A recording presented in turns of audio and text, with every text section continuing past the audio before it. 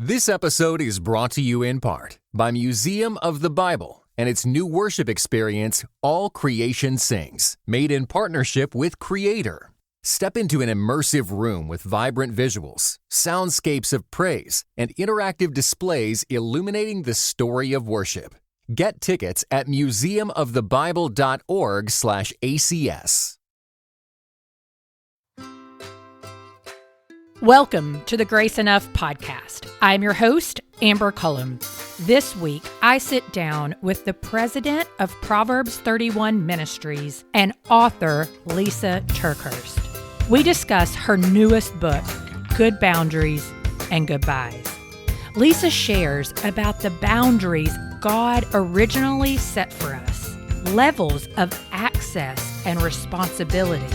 And you'll also hear her share a boundary that has been placed on her that is both hard and healthy. As you're listening, I would like to ask you to hit the share button. Share this episode with a friend via text or on social media to help spread the word of the kingdom conversations we're having here on Grace Enough, week in and week out.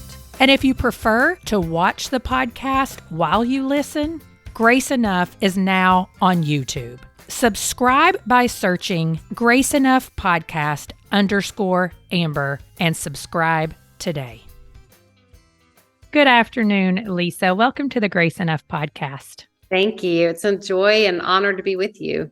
Well, I do, like I said earlier, appreciate your time. And I want to just dive into the conversation because there's so much we could talk about, but we do have limited time. And so you are releasing a new book, Good Boundaries and Goodbyes. And I just want to say, I want to share a quote that you open with in the book. And it says, "As we open up to each other, the deeper we connect, the more vulnerable we become. The more vulnerable we become, the more exposed the tender places are." And so share as much or as little of your personal experience that led to the writing of this book and really why it is worth it to put yourself out there. Well, I think anytime my pain is used for some kind of good, it actually increases my healing even more because I can see that it wasn't for nothing and it was not being wasted, and I'm just very determined that if I had to walk through this, then I want to make the devil regret that he ever messed with a girl like me.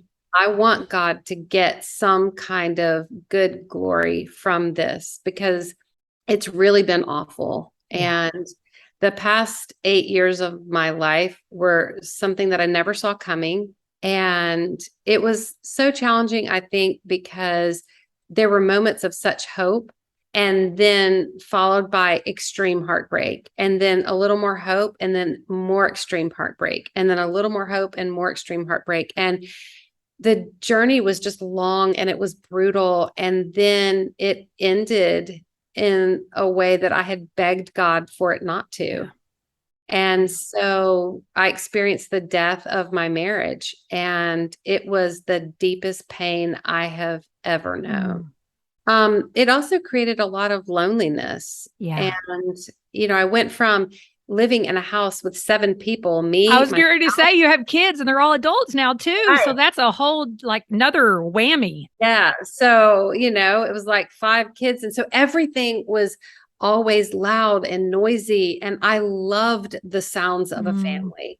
And then it feels like one day I woke up and, my kids had grown up and they had moved out. And then my husband moved out and it was just deafening silence. And, I think anybody that's walked through relationship turmoil, trauma, and even having to say really hard goodbyes, they would understand this, and when I look back, I can see now, I wish I would have had this book that I've written, Good Boundaries and Goodbyes. I wish I would have had it 8 years ago, because I think it would have helped give me biblical confidence and emotional fortitude to draw really healthy boundaries. And I just really wish I would have had it. Yeah. I mean, it is interesting when you think about it. And in the terms of what we can look back at now, right? And see like, oh, maybe if I would have been able to set healthy boundaries, then maybe something else would have happened. But that's not really the goal, even in that, right? In the sense of you don't know. That's right. But it keeps you healthier. That's right. And my counselor is always reminding me, when you know better, you do better. And so he always reminds me, Lysa, you did the best you could with what you had. Yeah. But now that you know better, you can do better. And I am doing better. Yeah. I can, I don't know that I'll ever stop grieving the loss of my marriage. Yeah. But what I can say now is I've accepted it, and I've worked really hard to work through what I've walked through. And I've done the good work of not just blaming and assigning myself the victim mentality. Oh, yeah. Yeah. But instead I've acknowledged what was definitely something that should have never happened. There were choices that were made that were not my own, that created an unbiblical dynamic and an unsustainable relationship. Yeah. So I can set that right here. And I can also acknowledge now there are some things I need to work on. And boundaries was a big thing I needed to work on. Yeah. So I am seeing so many glimpses of hope now, and so much good, healthy, emotional fortitude and biblical confidence in myself. And I like that in me. I really do. Well, so as we talk about boundaries, it's an interesting topic because why do you think that we sometimes can view it almost as unchristian to really interact with people in this way?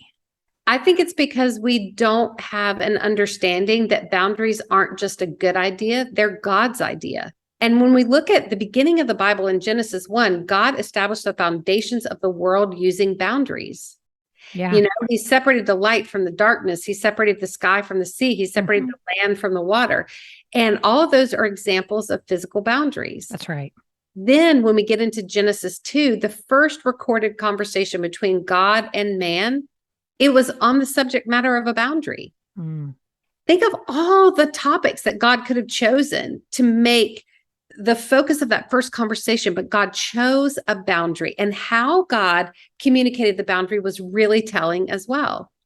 God said to Adam, "You are free to eat from any tree in the garden." So the first thing I notice is God is establishing boundary lines so that we know where the freedom is. That's right. And when That's we true. know where the boundary lines are, we can run freely between the boundary lines and not be so hesitant and nervous about, can I do this? Can I do that? Should I step here? Should I not step here? And then that verse goes on to say from Genesis chapter 2, after God says, you are free to eat from any tree in the garden, but here comes the restriction, if you will, but you must not eat from the tree of the knowledge of good and evil, or you will die. Well, when we see that it wasn't just restriction that was happening here, God was establishing this boundary for protection. Yeah. God has modeled boundaries, give us a way to communicate freedom, what is acceptable, what is not acceptable, what we will tolerate, what we won't tolerate. And God allows us to put some restrictions in place for the protection of all parties and to have a fighting chance to keep this relationship healthy. I mean, it's what I even say sometimes when, I'm talking to people about the law and how it can just seem so horrible and bad. And I'm like, but if you really start digging in, you're going to see that the law a lot of times really was for protection of the people. He wasn't saying, go outside of the city gates for no reason. It was because they didn't have modern medicine. So we really couldn't sleep in the same house. Like, it was a different time. And if we would pursue boundaries in a healthy way, but what happens as humans is a lot of times we wait until it's too far, right? To start saying, oh my gosh, I've let it go too far. There's two words that I think are important to consider. And I actually got these two words from how God established the temple. God gave access to certain people but not all people. And it wasn't because he valued this group over another group. It's because he required additional responsibility for the people who had additional access. And by the time we get to the Holy of Holies in the temple, God only allowed access to one person, the high priest. And it was once a year for him to make atonement for the people. But he also had to demonstrate the highest level of responsibility to be perfectly cleansed and purified, or he would suffer the most dramatic consequence. He would drop dead. So when I started to consider access and responsibility, it started to dawn on me, this is what I need to consider too. So many times I've given level 10 access to people, physically, financially, relationally, emotionally. I've given level 10 access to someone that is only willing or capable of demonstrating level 3 responsibility. And the distance between those, that's where you find relational turmoil, chaos, and potential dysfunction. That's where you see the need for a boundary. It used to be that I thought I need to put a boundary on this person to make them increase their responsibility up to the level of access that I've given them. Certainly, you can have a healthy conversation, and healthy people respect healthy boundaries, and they may lift up their area of responsibility. But if this person is unwilling or incapable of anything more than demonstrating level 3 responsibility, putting a boundary on them won't help if they don't desire to be more responsible. So what we have to do is not put a boundary on them. We have to put a boundary on ourselves in this situation and make the choice to reduce the access that we're granting them down to the level of demonstrated responsibility that they're bringing. Yeah, it is so true. And being someone who's been in a very dysfunctional, unhealthy relationship, not spousal, but very close family member, it is true. I mean, there comes a point when you do have to say, okay, I've got to set the boundary around myself because this is not changing. More and more people are getting destroyed is what's happening. Absolutely. And this is true not just in the dramatic ways that turmoil plays out. I mean, think about, we're about to go through the holidays. And so, think about Uncle Joe is coming to the holidays, and Uncle Joe loves to bring up politically polarizing conversations at the dinner table. And if you already know you do not have the emotional capacity to stay calm in a charged conversation like that, then boundaries will help you communicate in advance that he's free to do whatever he wants. But if this, then this. And so here's how I would have that conversation. Uncle Joe, I love how you keep up with current events in this world. And I know when you bring things up, it's because you want to process it and you love the emotional charge of intense conversations. And at the same time, I have to let you know, I do not have the emotional capacity right now for really hard conversations. And so you're free to do what you want. If you bring up those subjects, though, I just want to let you know in advance, I will need to excuse myself and walk away. And it's not because I'm being disrespectful, and it's not because I'm not interested in you. It's because I cannot tolerate those conversations right now. I just don't have the emotional capacity for it. So do you see how you're giving him freedom? You're not trying to control him, manipulate him. You're not trying to punish him, but you are trying to hold yourself together. See, boundaries don't shove another person away. Healthy boundaries hold us together.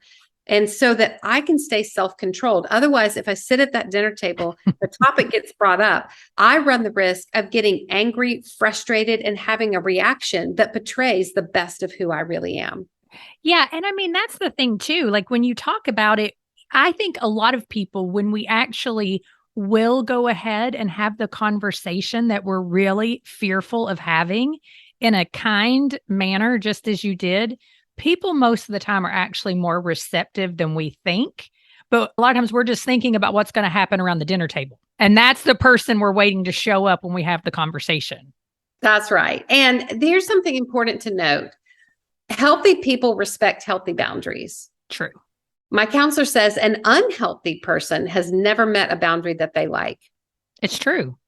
So where I have to personally challenge myself, and I guess it's time for a confession. Are you ready for a personal confession by Lysa? I'm ready. Okay. My personal confession. I get afraid that if I draw this boundary, that this other person could potentially reject me, misunderstand me, judge me, or walk away from me. And then one day it occurred to me, if I put a healthy boundary in place and this person walks away, chances are, whether I draw the boundary or not, I already know they're the kind of person that will walk away. And sometimes when I give an excuse for my lack of boundaries, I'll say, well, it's just because I'm trying to keep everybody happy, and that's people pleasing. But if I'm honest, I don't people please just to keep everyone happy. I sometimes slip into people pleasing, trying to keep other people happy, because I'm afraid if I don't keep them happy, they will take something away from me that they provide for me that I'm not sure I'll be okay without. We will always desperately want from other people what we fear we will never get from God. It's so true.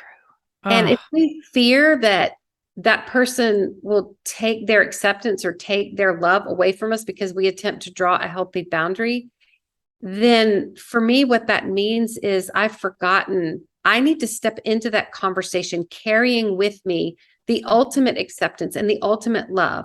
I am already accepted and I'm already loved by God. So I need to work from that place of acceptance and love, not work for and hustle for and demand and shy away from boundaries for that other person's love and acceptance. Because that creates real dysfunction and real unhealthy dynamics in a relationship. Yeah. And you're not a mean person if you make those choices to do that. That's something that I've had to tell myself and even tell other people as they have asked me questions about why some of the boundaries I've set up. This episode is brought to you in part by Beyond Ordinary Women Ministries, which prepares Christian women for leadership. At BOW, we believe that every woman is a leader because she influences someone. So, whom do you influence? Do you mentor a woman? Serve in the workplace? Or do you lead a small group, teach the Bible, or even lead an entire ministry? No matter who or how many you influence, our free online resources will help equip you. Our videos, podcast episodes, and articles from experienced women leaders will encourage you and perfect your leadership skills. They offer wisdom for dealing with ministry pitfalls, current biblical issues, health for your own soul, and insights for shepherding others well. In addition, BOW offers Bible studies designed to connect women of multiple generations. They provide a challenge to both women new to the Bible and those wanting to dig deeper. Be our guest and browse all of our free resources and low-cost Bible studies at beyondordinarywomen.org. Want to do something different with your family for Advent this year? Sarah Keeling has created a simple, fun, and free Advent study called Family Christmas in the Psalms, which focuses on the attributes of God in the Advent candle themes: hope, faith, joy, peace, and light. There are only 5 lessons, and each one includes a prayer guide to teach your family how to pray the Psalms. It also includes questions and activities for your kids, a podcast prayer episode, and a short teaching video to help you connect the verses with Jesus. You can easily add this study to your weekly Advent candle lighting time, jump in later if you miss a week, and modify the lessons to work best for your family. Download Family Christmas in the Psalms for free at sarah-keeling.com/Christmas. That's Sarah with an H KEELING.com/Christmas. And P.S. Advent starts November 27th this year.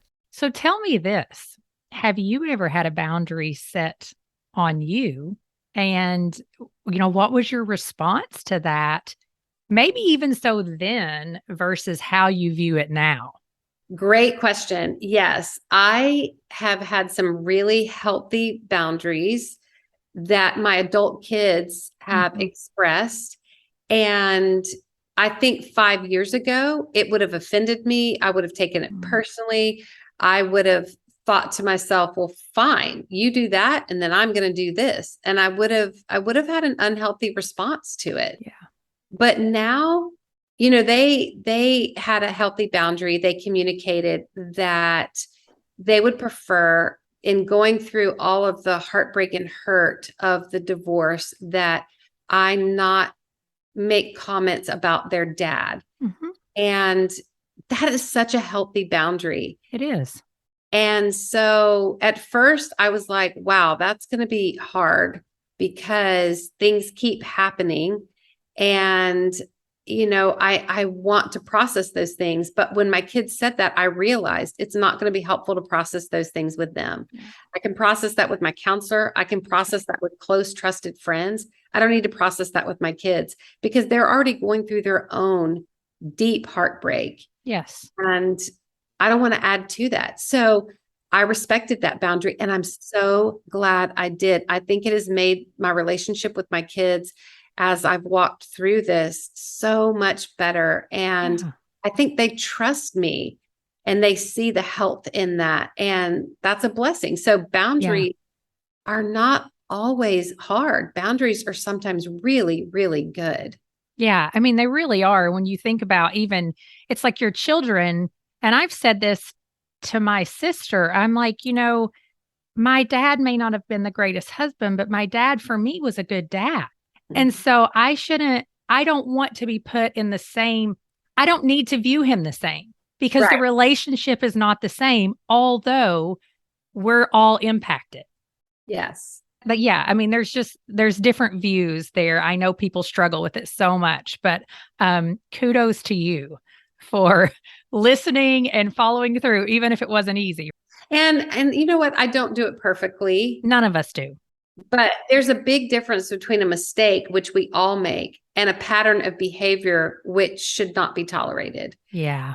And so I think boundaries establish a way for the mistakes not to turn into unhealthy patterns. Yeah, absolutely. Well, let's close out with this. You write quite a bit about healthy honesty, and we've talked about that to some degree already. But I mean, I'm even thinking someone's in a really unhealthy place right now, but it's not at a place where their relationship is going to be totally, it's not a goodbye. What is the value of that healthy honesty? What do you even mean by that? And maybe even, how would you say God defines healthy honesty? Well, I think we have to remember that we cannot confuse the good command to love with the bad behavior of enabling dynamics in a relationship that should not be enabled or perpetuated. And so in Good Boundaries and Goodbyes, I write a lot of scripts for people so that because sometimes it's not setting the boundary that's hard, it's communicating the boundary. True. That becomes really challenging. So the scripts are going to be really, really helpful for people. But even more than that, I work through some of those verses that make us hesitant to believe that drawing a boundary could be good, and make us less hesitant to be honest about what we can and cannot tolerate, what we will and will not accept, what we do and do not have to give. So I think when we have the biblical confidence, we can approach it with more honesty, because we know that boundaries are not unbiblical, and that God has already established that boundaries are not just a good idea, they're a God idea. So I'll leave you with this verse. Sometimes people are hesitant with boundaries, especially Christians, because they say, yeah, but didn't Jesus lay down his life for his friends? Yes, Jesus did. But Jesus laid down his life for a high and holy purpose. He did not lay down his life to enable bad behavior to continue. That's right. That's a good place to end. Lysa, I'm thankful for this book. I know it wasn't easy to write. I know it's not easy to be in the position that you're in, to constantly be asked questions. And so thank you for doing it. You're so welcome. It's always a joy. And, we'll just say to be continued. That's right. Always, until the day of Christ Jesus is what I say. That's right. That's right. Thank you for every share and listen. I really appreciate your support. Don't forget to subscribe to the YouTube channel at Grace Enough Podcast _Amber. All links and resources mentioned today can be found at graceenoughpodcast.com/boundaries or by scrolling down in your listening app. Thank you for listening to the Grace Enough Podcast. Tune in next time.